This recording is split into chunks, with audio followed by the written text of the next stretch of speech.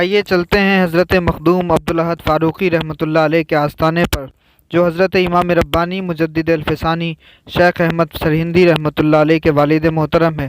زیارت بھی آپ کو کراتے ہیں اور امام ربانی کے والد محترم کے مقام و مرتبے کے حوالے سے بھی آپ تک گفتگو کرتے ہیں۔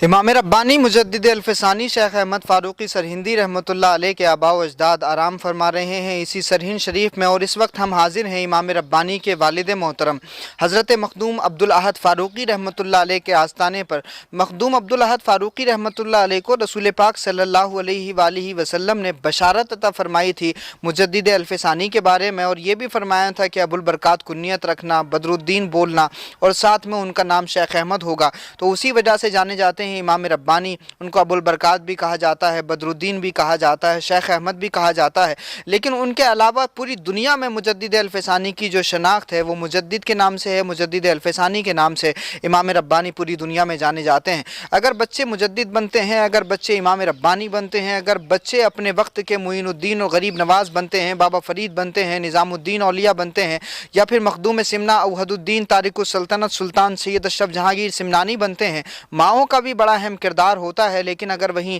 باپ حلال روزی نہ کمائے، باپ اگر حلال روٹی بچوں کو نہ کھلائے، تو یقین جانیے کہ اس حرام کا جو ہے اثر بچوں کی تربیت پر، ان کے خون پر، ان کی فکر پر ضرور پڑتا ہے۔ لیکن اگر حلال رزق ہو، محنت سے کمایا ہو، محنت سے کھلایا ہو، تو ان کی شخصیت کو پروان چڑھانے میں وہ حلال رزق بہت اہم بھومکا نبھاتا ہے۔ تو اگر ہم اولیاء اللہ کی بات کریں، صوفیاء کرام کی بات کریں، بزرگان دین کی بات کریں، تو ان کے آباء و اجداد نے رزق کمانے میں، رزق کھلانے میں ایسی احتیاطی تدابیر فرمائی ہیں کہ جب ہم وہ پڑھتے ہیں تو بڑی حیرانی ہوتی ہے کہ کتنا شاندار انہوں نے انتظام کیا اپنے بچوں کی تربیت کا، کتنا شاندار انتظام کیا انہوں نے اپنے بچوں کو حلال رزق کھلانے کا۔ تو امام ربانی مجدد الفسانی شیخ احمد فاروقی سرہندی رحمۃ اللہ علیہ اگر اپنے وقت کے امام بنے اور آج تک ان کو امام ربانی کہا جاتا ہے، تو بہت بڑی وجہ یہ ہے کہ ان کے والد محترم حضرت مخدوم عبدالاحد فاروقی رحمۃ اللہ علیہ نے ان کو ایسا حلال رزق کھلایا تھا کہ اس کی برکتیں آج تک امام ربانی کی شخصیت پر ہیں، اور ان کے فیوز و برکات سے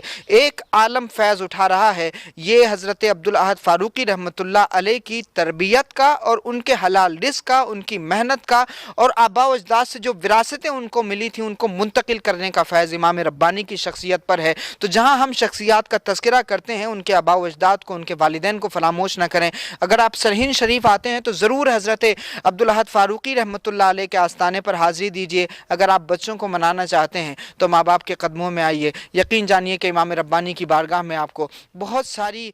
مقبولیتیں مل سکتی ہیں۔